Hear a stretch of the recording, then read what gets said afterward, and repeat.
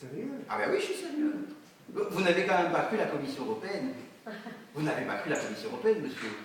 Ah, je sais bien que la Commission européenne a dit à tout le monde, il ne faut pas s'inquiéter, on négocie avec les États-Unis, mais il n'est évidemment pas question d'abaisser les normes sanitaires européennes. En fait, je vais quand même vous dire une chose, c'est que la Commission européenne, elle dit deux choses. Elle dit d'une part, on veut négocier une harmonisation des lois européennes et américaines pour justement permettre la libre circulation des biens et des produits. Donc, si on harmonise les lois pour faire libre circulation, ben, on harmonise les lois, donc il y a harmonisation. Et en même temps, la Commission européenne, elle dit aussi, mais ne vous inquiétez pas, chacun pourra garder ses normes. Elle dit les deux discours. Moi, je pense que les deux discours, vous savez, ils n'étaient pas compatibles. Alors, nous, on disait déjà, en 2014, ces deux discours-là, ils ne sont pas compatibles. Et c'est évident que si on harmonise les lois, donc si on réussit les négociations, et elles ont lieu notamment sur les enjeux de l'agriculture, sur les enjeux de la chimie, sur les enjeux du poulet à la javel ou du bœuf aux hormones, eh bien, on aura une harmonisation à la baisse. Et je vous dis pourquoi est-ce qu'on aura une harmonisation à la baisse, parce que le gouvernement des Américains, il n'agit pas seul dans cette histoire. Il a des petits copains. Par exemple, le Conseil des producteurs de porc américains. Par exemple, le Bureau des fédérations d'éleveurs américains. Par exemple, l'industrie de la viande américaine. Par exemple, l'association du soja américain. Tous ces gens sont derrière l'association des boissons américaines, l'association des producteurs de lait américains.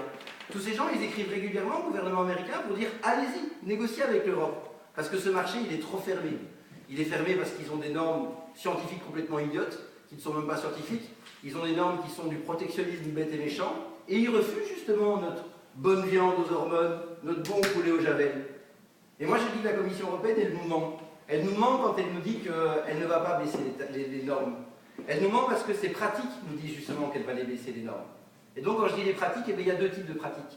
D'abord, il faut savoir qu'en 2013, la Commission européenne a revu une norme alimentaire à la baisse.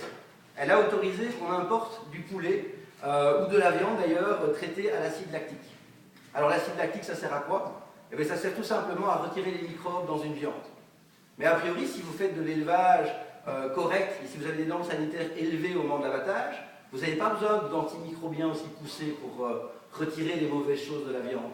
Mais si vous faites des normes d'abattage, vous n'en avez rien à foutre des normes d'hygiène, parce que vous cherchez à avoir moins de coûts de production, moins de travailleurs, moins de tracas quand vous faites des normes d'abattage, si vous y allez à la grosse industrie, comme on y va aux États-Unis, alors vous avez besoin de javel, vous avez besoin de ractopamine, vous avez besoin d'acide lactique.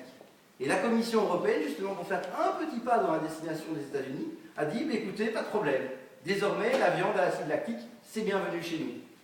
Et l'autre pratique qu'il faut quand même mettre en évidence de la part de l'Union européenne, et ça ne regarde même pas a priori ses relations avec les États-Unis, c'est que, on le sait, le mouvement syndical qui défend les travailleurs et le mouvement patronal, ils ont du mal à s'entendre en général. Eh bien, au niveau européen, il y a eu ce qui n'arrive strictement jamais.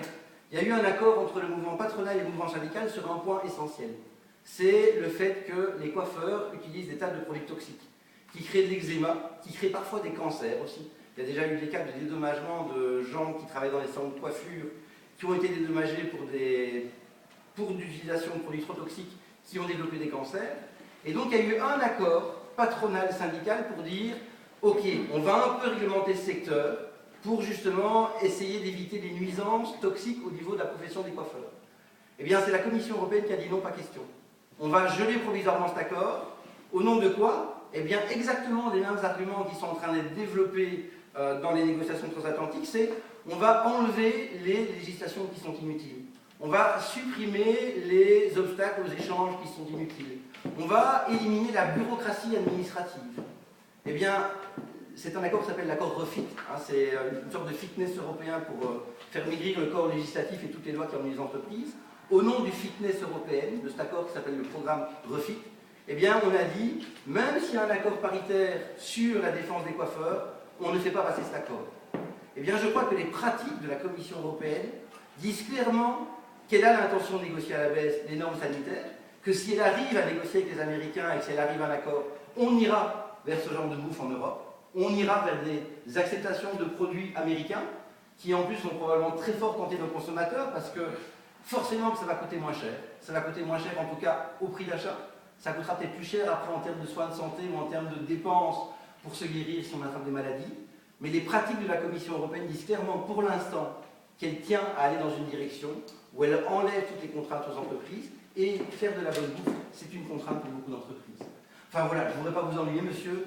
Juste vous dire que vous avez peut-être été un petit peu naïf en croyant la Commission européenne, j'ai envie de dire sur parole. Il faut vérifier un petit peu ce qu'il y a derrière quand même. Excusez-moi là-dessus, j'ai vraiment navré. Je vous propose de quitter cet endroit nauséabond. Je vais vous inviter dans le salon parce que je pense que, bon, là, on vient de voir un petit dérapage, probablement, mais il y a certainement des choses tout à fait positives. J'en suis persuadé. Allons-y.